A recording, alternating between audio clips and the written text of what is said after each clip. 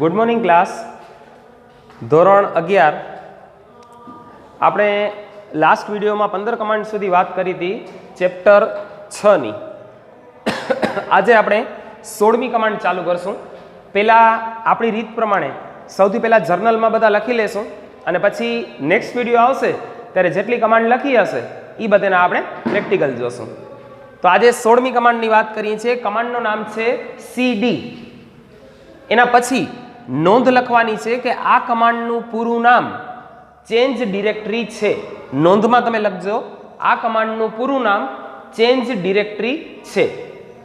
એના પછી એનો ઉપયોગ લખવાનો છે, જેમાં આપણે આગળની 15 કમાન્ડમાં બધેમાં એવી રીતે જ કર્યો છે. જો કોઈનામાં ફૂલ ફોર્મ હોય તો આપણે નોંધમાં ફૂલ ફોર્મ લખશું અને પછી એનો ઉપયોગ લખશું, અને જે કમાન્ડમાં ફૂલ ફોર્મ નહીં હોય એનામાં ડાયરેક્ટ કમાન્ડના નામ પછી ડાયરેક્ટ ઉપયોગ લખશું. હવે ઉપયોગ લખજો. ડિરેક્ટરીની અંદર જવા માટે, બહાર નીકળવા માટે અને તેને બદલવા માટે. ડિરેક્ટરીની અંદર જવા, બહાર જવા અને તેને બદલવા માટે. પછી લખશું આપણે કમાન્ડ ઓબ્લિક સિન્ટેક્સ, એટલે કમાન્ડની વાક્ય રચના, અને પછી આમ નીચો એરો કરી એના બધા એક્ઝામ્પલ આવશે. તો અહીંયા આવશે સૌથી પહેલો એક્ઝામ્પલ. આપણે છેલ્લે mkdir જે કમાન્ડ કરી હતી એમાં તમને ડિરેક્ટરી બનાવડાવી હતી A1 2 3 અથવા A11 12 13, બરાબર. તો આપણે એનામાંની કોઈક એક ડિરેક્ટરીમાં જઈએ છીએ.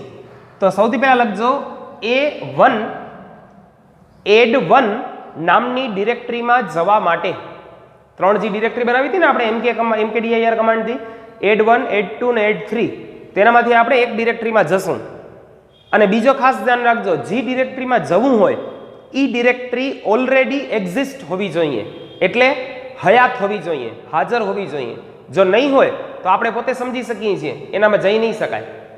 તો સૌથી પહેલા add1 ડિરેક્ટરીમાં જવા માટે એક્ઝામ્પલ 1 ની સામે અને નીચેની લાઈનમાં લખજો cd સ્પેસ add1 અને એન્ટર. એટલે જો આ ડિરેક્ટરી હશે તો આપણે એ ડિરેક્ટરીમાં પહોંચી જઈશું. અને એનો આઉટપુટ આવશે આવી રીતે, એટલે આપણે ખ્યાલ આવી જાય. એનો આઉટપુટ આવશે આમ /home/pc, અહીંયા pc નો જે પણ નંબર હશે એ અને તમારી ડિરેક્ટરીનું નામ, એટલે આપણે ખબર પડી આવે કે તમે આ ડિરેક્ટરીમાં પહોંચી ગયા છો. એના પછી આવશે એક્ઝામ્પલ બીજો. હવે તમે હમણાં ઉપર એક એક્ઝામ્પલ જોયો, એનામાં આવી રીતે લખેલો આવ્યો home/pc11/add1. તો આને કહેવાશે રૂટ ડિરેક્ટરી. આ સ્લેશને, આ ફર્સ્ટ ડિરેક્ટરી, આ સેકન્ડ ડિરેક્ટરી અને આ થર્ડ ડિરેક્ટરી.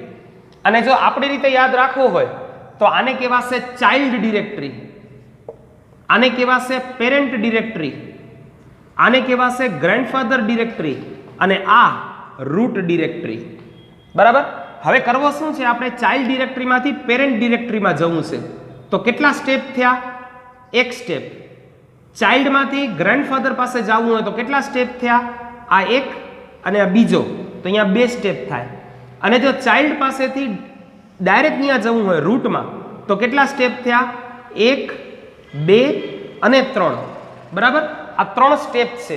તો આપણે જેટલા સ્ટેપ પાછળ જવું હોય ને એટલા તમારે એનાથી એક ઓછો સ્લેશ મૂકવો પડે. આપણે કેમ રોડ ઉપર જતા હોઈએ તો ડિવાઈડર, તમારા રોડ 4 લેન હોય તેમાં ડિવાઈડર કેટલા હોય? 3. એક રોડ પછી એક ડિવાઈડર, બીજો રોડ પછી એક ડિવાઈડર, ત્રીજો રોડ પછી એક ડિવાઈડર ને પછી ચોથો રોડ. એવી રીતે બરાબર. એનામાં ચાર રોડ હશે તો 3 ડિવાઈડર, આમાં 1 2 3 ને 4 છે તો ડિવાઈડર કેટલા 1 2 ને 3 આ જે સ્લેશ આપેલા છે. હવે એક્ઝામ્પલ 2 લખજો. ચાઇલ્ડ ડિરેક્ટરીમાંથી પેરેન્ટ ડિરેક્ટરીમાં જવા માટે, ચાઇલ્ડ ડિરેક્ટરીમાંથી પેરેન્ટ ડિરેક્ટરીમાં જવા માટે, તો ચાઇલ્ડ એના પછી એક જ સ્ટેપ છે, તો એના એક્ઝામ્પલ 2 માં નીચે જવાબ આવશે સીડી સ્પેસ ડબલ ડોટ. એટલે ચાઇલ્ડમાંથી પેરેન્ટમાં જવું હોય તો સીડી સ્પેસ ડબલ ડોટ, અને આ ડબલ ડોટને કહેવાશે પિતૃ ડિરેક્ટરી, પેરેન્ટ ડિરેક્ટરી. નીચે એક નોંધ લખી નાખજો, સીડી કમાન્ડમાં ડબલ ડોટ એટલે પેરેન્ટ ડિરેક્ટરી. સીડી કમાન્ડમાં ડબલ ડોટ એટલે પેરેન્ટ ડિરેક્ટરી અથવા પિતૃ ડિરેક્ટરી. અને એક્ઝામ્પલ 3 ચાઇલ્ડ ડિરેક્ટરીમાંથી ગ્રેન્ડફાધર ડિરેક્ટરીમાં જવા માટે, ચાઇલ્ડ ડિરેક્ટરીમાંથી ગ્રેન્ડફાધર ડિરેક્ટરીમાં જવા માટે, તો એક ચાઇલ્ડ એના પછી એના પેરેન્ટ અને એના પછી એના ગ્રેન્ડફાધર, એટલે છોકરા પાસેથી એના પપ્પા પાસે અને પછી એના દાદા પાસે, તો કેટલા સ્ટેપ થયા 1 અને 2. છોકરા પાસેથી પપ્પા પાસે પછી એના દાદા પાસે, એટલે 2 સ્ટેપ થયા. તો એક્ઝામ્પલ 3 માં એનો જવાબ આવશે CD space double dot slash double dot. તો આપણે 2 સ્ટેપ પાછળ ગયા તો વચ્ચે એક સ્લેશ મૂક્યો, આ સ્લેશને કહેવાશે ડેલિમીટર. નીચે એક નોંધ લખી નાખજો, જેટલા સ્ટેપ પાછળ જવું હોય, જેટલા સ્ટેપ પાછળ જવું હોય એનાથી એક ઓછું સ્લેશ એટલે કે ડેલિમીટરની નિશાની મૂકવી. જેટલા સ્ટેપ પાછળ જવું હોય તેનાથી એક ઓછું સ્લેશ એટલે કે ડેલિમીટરની નિશાની મૂકવી. હવે આપણે સૌથી પહેલા રૂટ ડિરેક્ટરી પાસે પહોંચશું. ત્યાં પહોંચવા માટે એક્ઝામ્પલ ચોથા એક્ઝામ્પલમાં લખજો, ચાઇલ્ડ ડિરેક્ટરીમાંથી રૂટ ડિરેક્ટરીમાં જવા માટે, ચાઇલ્ડ ડિરેક્ટરીમાંથી રૂટ ડિરેક્ટરીમાં જવા માટે, તો પહેલા સીડી ડબલ ડોટ કરશું એટલે પેરેન્ટ, પછી ડબલ ડોટ કરશું એટલે ગ્રેન્ડફાધર, અને પછી સ્લેશ કરીને ડબલ ડોટ કરશું તો રૂટ ડિરેક્ટરી. એટલે એક સ્ટેપ, બીજો સ્ટેપ અને ત્રીજો સ્ટેપ, એટલે 3 સ્ટેપ કર્યા એટલે આપણે ચોથા વ્યક્તિ પાસે પહોંચી ગયા, એટલે કે રૂટ પાસે. હવે એના પછી 17મી કમાન્ડ,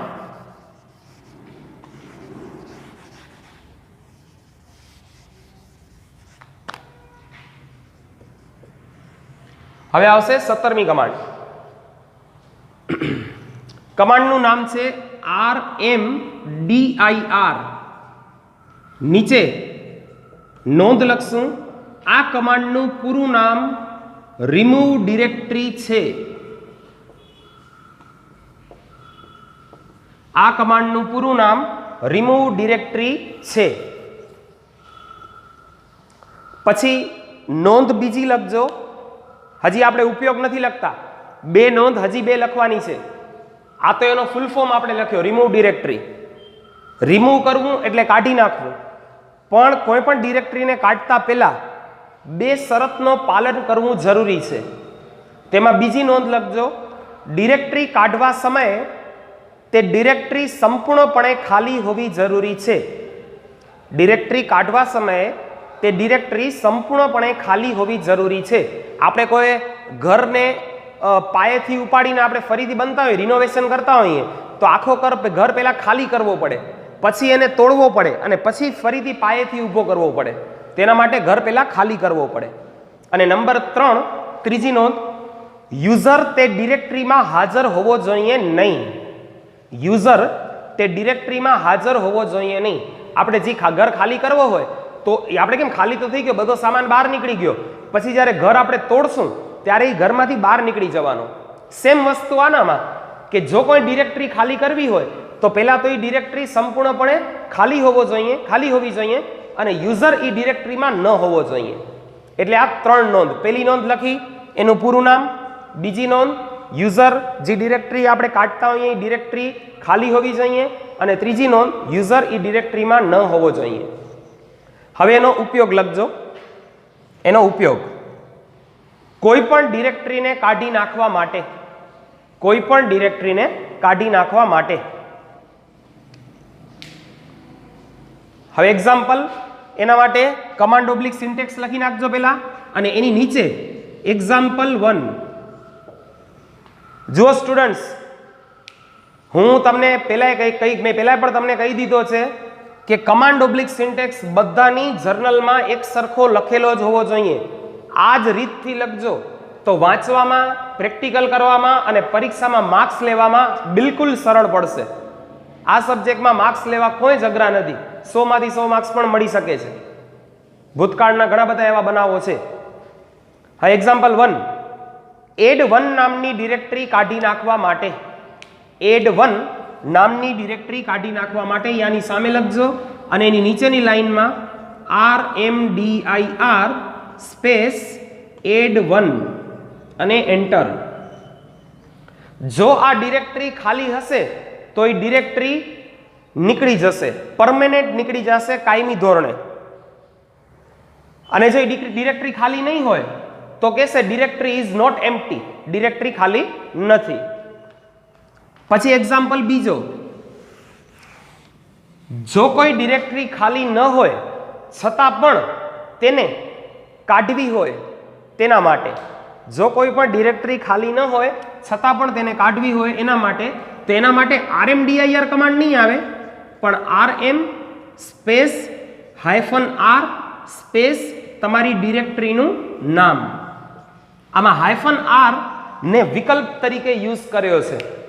વિકલ્પનો મેઇન કામ શું છે કે તમારે કોઈ પણ કમાન્ડનો વર્તન બદલાવો હોય. ઓમ તો rmdir નો કામ શું છે? ડિરેક્ટરી કાઢવાનો. અને rm કમાન્ડ એનો કામ શું છે? ફાઇલ કાઢવાનો. એ આપણે હવે નેક્સ્ટ જોશું. તો ફાઇલ કાઢવાનો.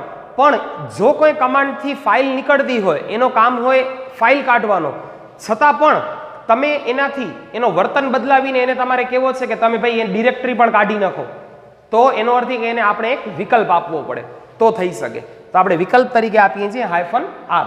એટલે એ ડિરેક્ટરી તમારી સંપૂર્ણ ભરેલી હશે ને તો પણ એને ફોર્સફુલી કાઢી નાખશે. બરાબર? નીચે નોંધ લખજો, એક જ નોંધ છે, rm કમાન્ડ સાથે -r હાયફન એટલે આ ડેશ, -r કમાન્ડનો ઉપયોગ કરવાથી તેનું વર્તન બદલી અને ભરેલી ડિરેક્ટરી કાઢી નાખવાનું થઈ જશે. તેનું વર્તન બદલી અને ભરેલી ડિરેક્ટરી કાઢી નાખવાનું થઈ જશે. એના પછી 18મી કમાન્ડ આપણે લઈએ છીએ.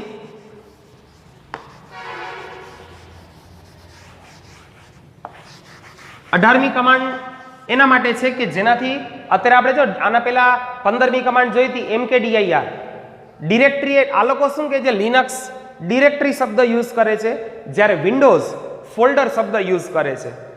તો હવે આપણે ડિરેક્ટરી બનાવતા શીખી ગયા, ડિરેક્ટરીની અંદર જતા પણ શીખી ગયા, ડિરેક્ટરી કાઢી નાખતા પણ શીખી ગયા. તો હવે ચોથો સ્ટેપ આવશે ફાઇલ બનાવવાનો. તેના માટે 18મી કમાન્ડ છે. 18મી કમાન્ડ છે ફાઇલ બનાવવા માટે. કમાન્ડનું નામ છે કેટ. કમાન્ડનું નામ છે કેટ. પછી એનો ઉપયોગ લખજો ફાઇલ બનાવવા માટે, તેને ઓપન કરવા માટે, તેનામાં વધારાનું લખાણ ઉમેરવા માટે અને એકથી વધુ ફાઇલને ભેગી કરવા માટે. જો 4 લખાવ્યા છે, ફાઇલ બનાવવા માટે, એને ઓપન કરવા માટે, એનામાં વધારાનું લખાણ ઉમેરવા માટે અને એકથી વધુ ફાઇલને ભેગી કરવા માટે. તો એના કુલ 4 એક્ઝામ્પલ હશે. હવે લખજો કમાન્ડ ઓબ્લિક સિન્ટેક્સ અને પછી નીચે એક્ઝામ્પલ 1. પેલો એક્ઝામ્પલ લખજો, વર્ક નામની ફાઇલ બનાવવા માટે. વર્ક નામની ફાઇલ બનાવવા માટે.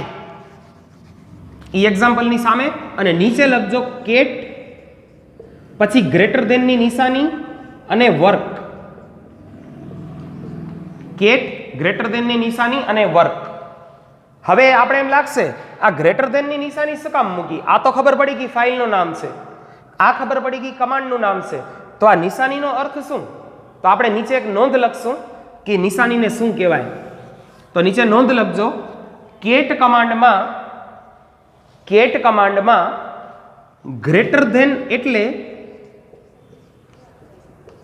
Redirection operator. ગ્રેટર ધેન એટલે રીડાયરેક્શન ઓપરેટર. બરાબર, એને કહેશું રીડાયરેક્શન ઓપરેટર. અને એનો ગુજરાતી નામ લખી નાખજો નીચે એનું, લક્ષ્ય ફેર પ્રક્રિયક. લક્ષ્ય ફેર પ્રક્રિયક. બરાબર. એના પછી એક્ઝામ્પલ 2 આવશે. એક્ઝામ્પલ 2 આપણે વર્ક નામની ફાઇલ તો બનાવી લીધી. હવે શું કરવાનો છે, એ ફાઇલની અંદર આપણે લખાણને એડ કરવાનો છે, વધારાનો લખાણ. તો એના માટે એક્ઝામ્પલ 2 વર્ક નામની ફાઇલમાં વધારાનું લખાણ એડ કરવા માટે, એડ નામની ફાઇલમાં વધારાનું લખાણ એડ કરવા માટે, તો કે એના પછીની લાઈન એડ નામની વર્ક નામની ફાઇલમાં વધારાનું લખાણ એડ કરવા માટે અહીંયા લખશું.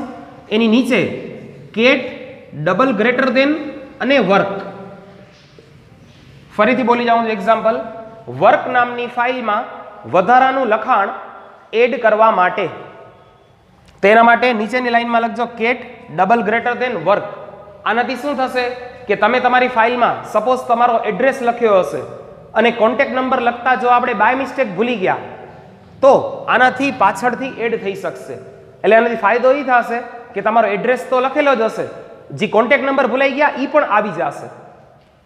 હવે નીચે એક નોંધ લખજો, જેમ તમે ઓનામાં લખ્યો હતો આગલી કમાન્ડમાં, આગલા એક્ઝામ્પલમાં લખ્યો હતો કે ગ્રેટર ધેન એટલે રીડાયરેક્શન ઓપરેટર, તો હવે ડબલ ગ્રેટર ધેન છે.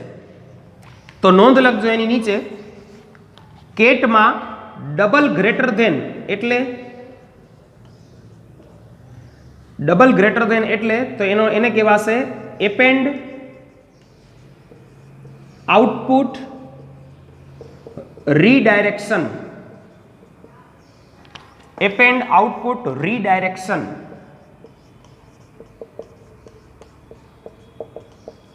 એનો અર્થ થાય એપેન્ડ કરવું એટલે પાછળથી જોડવું.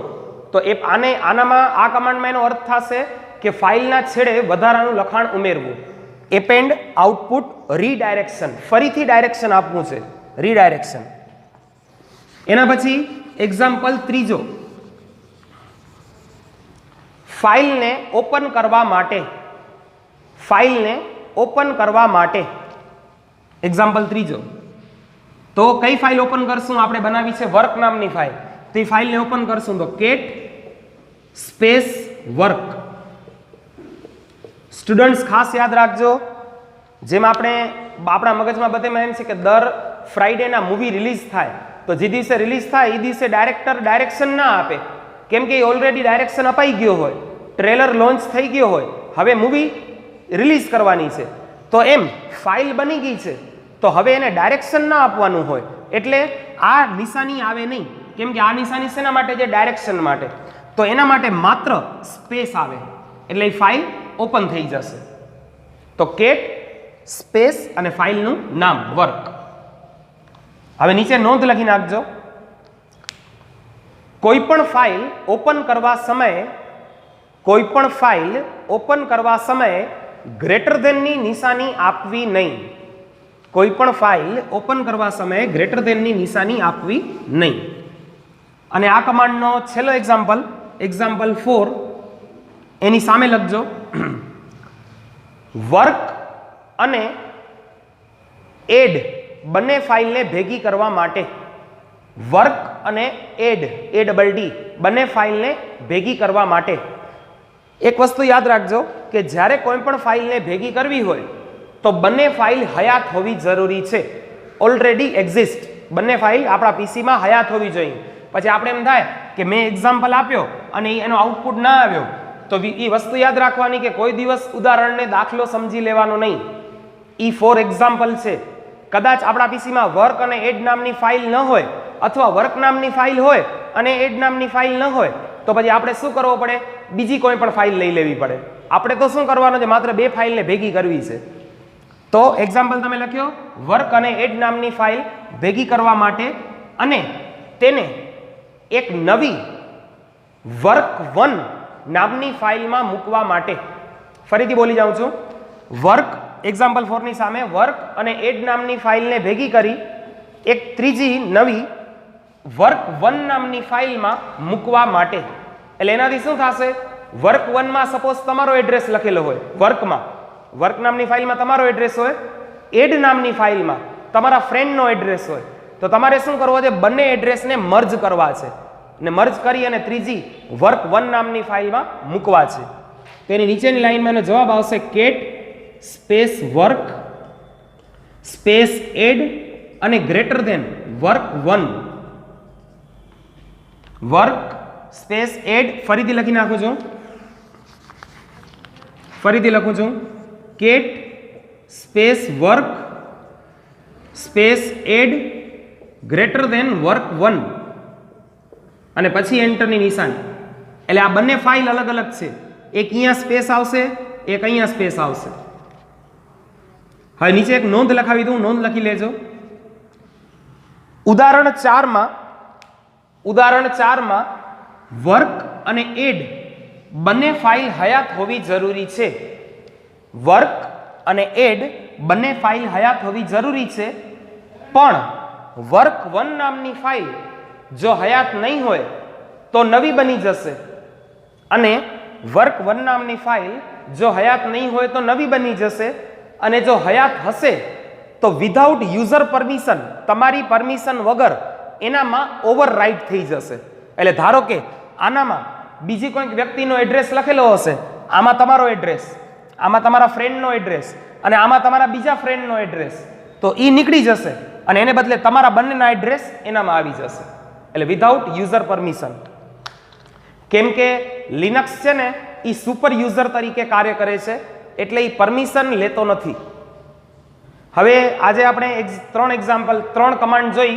કમાન્ડ 16 RMDIR, કમાન્ડ 17, એક આપણે CD કમાન્ડ જોઈ ચેન ડિરેક્ટરી, એક આપણે RMDIR જોઈ રિમૂવ ડિરેક્ટરી, અને ત્રીજી કમાન્ડ જોઈ કેટ. હવે તમે શું કરજો કે આ બધી કમાન્ડ તમારા પાસે લિનક્સ હોય તો એનામાં પ્રેક્ટિસ કરજો. નેક્સ્ટ વિડીયોમાં હું આ કમાન્ડના પ્રેક્ટિકલ તમને કરાવડાવીશ, એટલે તમે એ વિડીયો નેક્સ્ટ પણ જોઈ લેજો. બરાબર? Thank you all of.